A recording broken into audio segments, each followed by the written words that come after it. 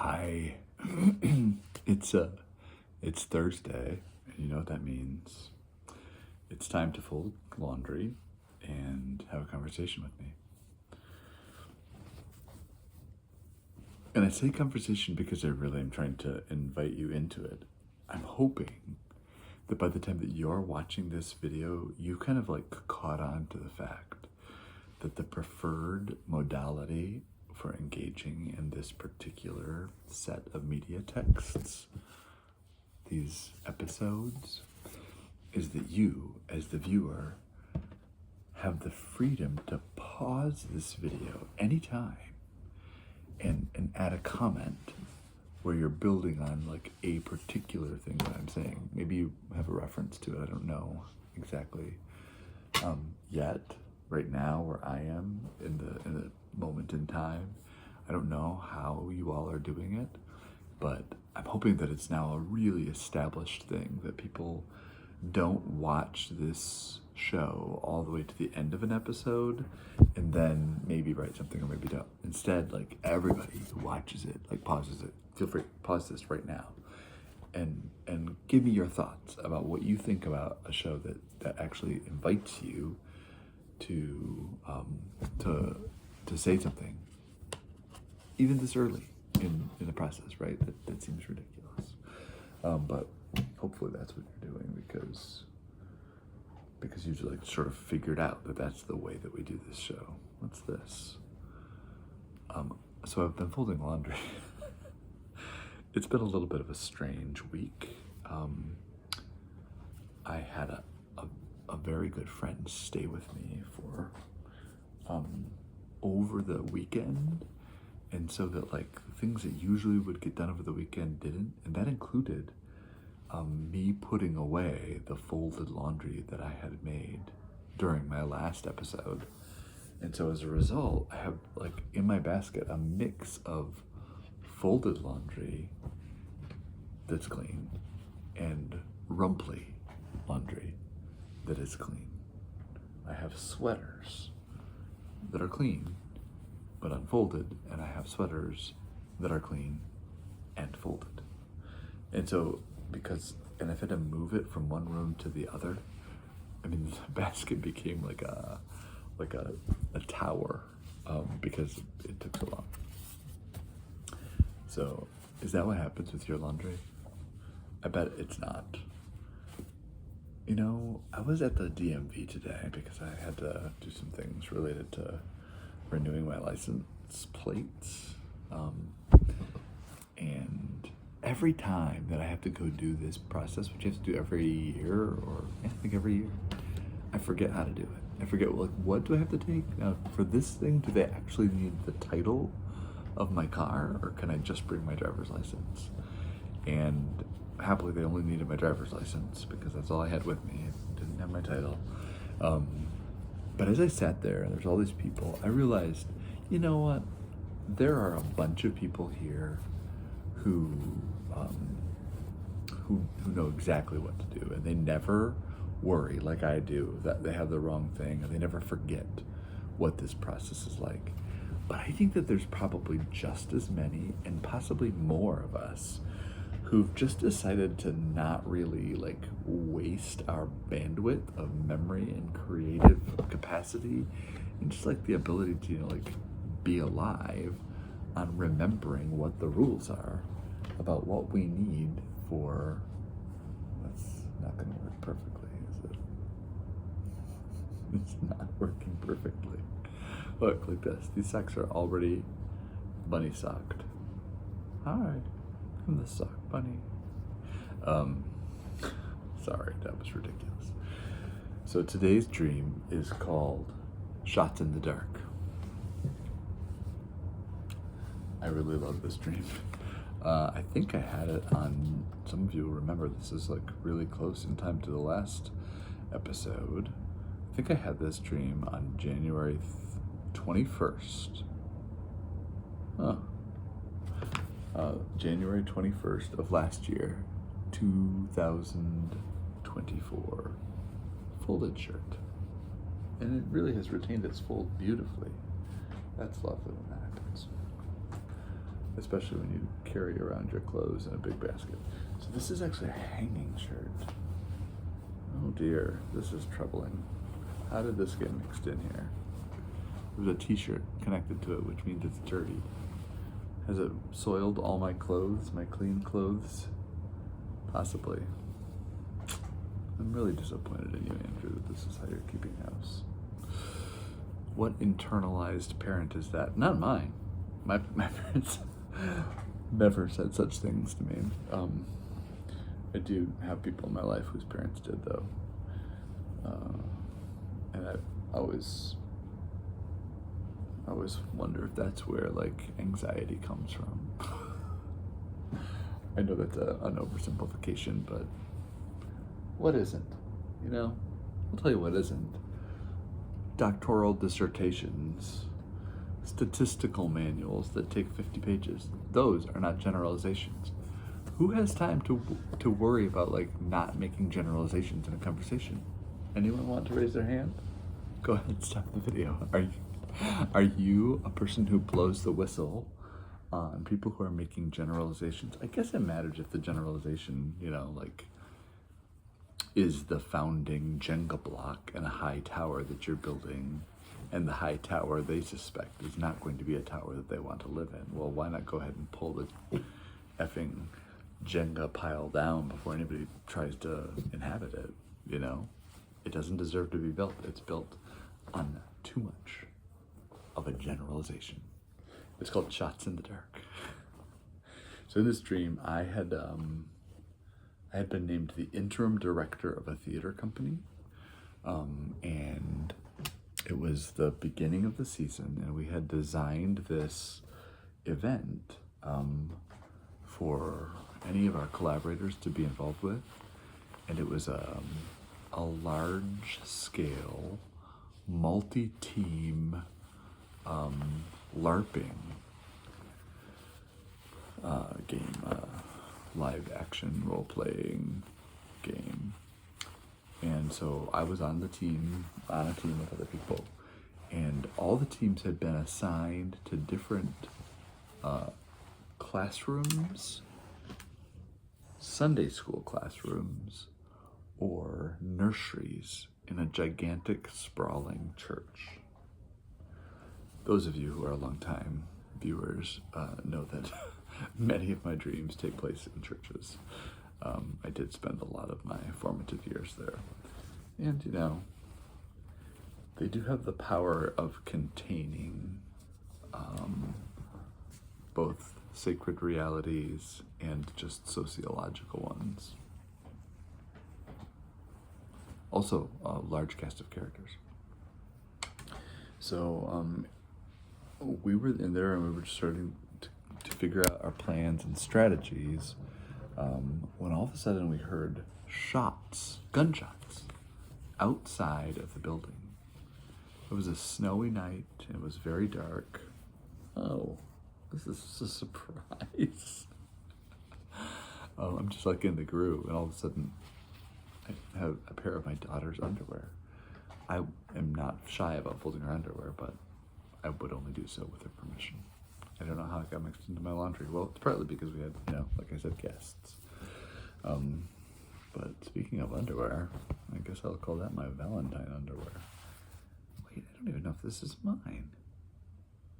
I think I gave this underwear to my partner. Huh. How did I end up with it? We were the same size of everything, so that's how I might have ended up with it. It's the day after Valentine's. Oh, I can't say that because it's Thursday. Okay.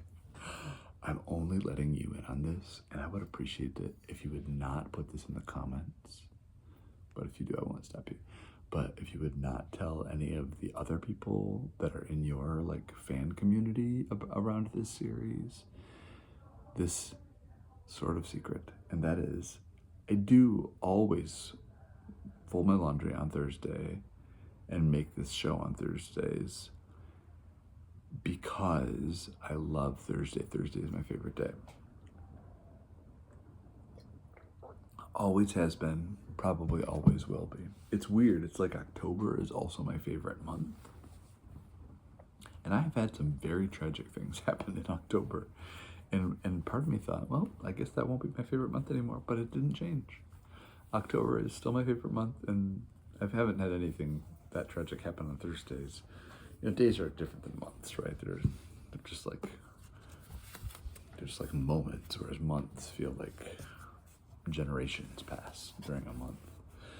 Anyway, so yes, I do always fold my laundry on Thursdays, and I always make these shows exclusively on Thursdays. And that is a fiction. But because we're experiencing that fiction inside of the fiction, I'm inside of the fiction, you're watching this because you take pleasure from this fiction. A fiction is a made thing, a story world. So sometimes I'll make a reference to the world outside of the fiction because, like, it's very close for me. Like, look how close it is. Watch. Inside the fiction, inside the fiction, inside the outside of the fiction. Oh, my finger still feels weird about that. Was I saying something? Oh, I was telling you this dream that I had. And so we were like, are those shots part of the game? Except we didn't say that. Because if we were to do that, we would break character. And one of the very vital things about a good LARPing game is that and this is a performance exercise, really, right? This is our theatrical kickoff performance event. I have this sense that this particular theatrical company that I was the interim director of was very interested in branches and derivations of performance that even moved off of the stage and into other kinds of contexts. So that it was very important to not actually ask each other, is that part of the game or not part of the game? But there are ways that you can kind of like both stay in the fiction and be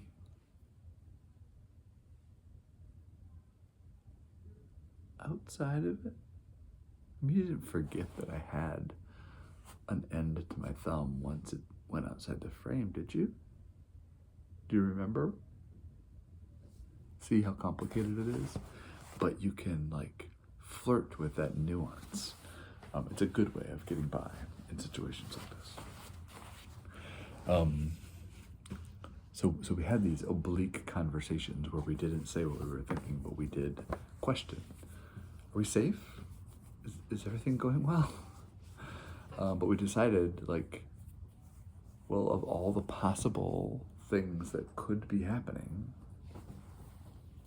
isn't our best response to just, like, keep playing the game and imagining that this is part of the game and we should integrate it into the game? Because if nothing else, that will give us, like, equipment for living once we realize that it's actually a war and that we have to live in this war from now on. Kind of like, what's the name of that great Italian movie? Something Life. The Joy of Life. Where the father and the son live in the concentration camp. This is a great time to, like, pause and put the name of it in the comments. Because otherwise you're just going to sit there and you're just going to yell at me.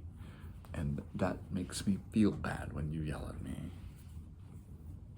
Doesn't actually. You can yell all you want. But I'd rather you just put it in the comments and, like, ask me, how could you forget a title like Life is Wonderful? Is that right? I think that's what it is. So I don't know how to use my trays. I have this tray for folding shirts. It doesn't work for tank tops. The way that I use it doesn't work. I'm sure someone else knows exactly how to do it. This feels like the way that my partner folds clothes into perfect squares no matter what. That doesn't make sense to me, but it really worked well that time, so I'm not judging. So we decided to get back to work, and it was very soon after that that just after that we received a letter that had been written to us by another squad of performers who were in a different room making their strategy. And their letter, first of all, was written on a giant piece of, chewing gum wrapper. You know, like a chewing gum wrapper that's silver, that, you know, you pull out of the Wrigley's and then you open it up and then there's your gum. But it was a giant, and the letter was written there. And the letter stayed purely within the realm of the game. Like, maybe made some suggestions about would our coalition and their coalition be comfortable negotiating for the same outcomes in the challenges that we had in this LARPing, whatever.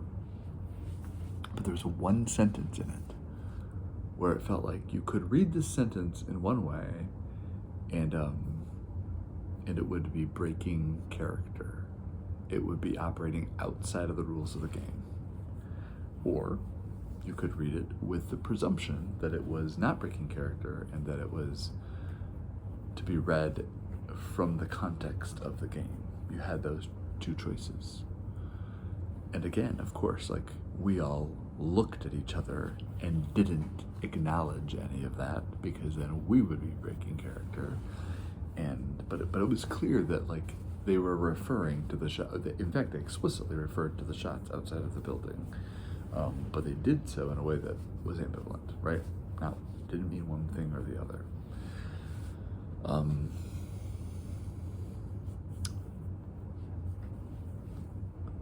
I will admit that by this point in the game, I was starting to have a feeling that the shots outside and the things that are about to happen in a second may actually be coming from dissident parents.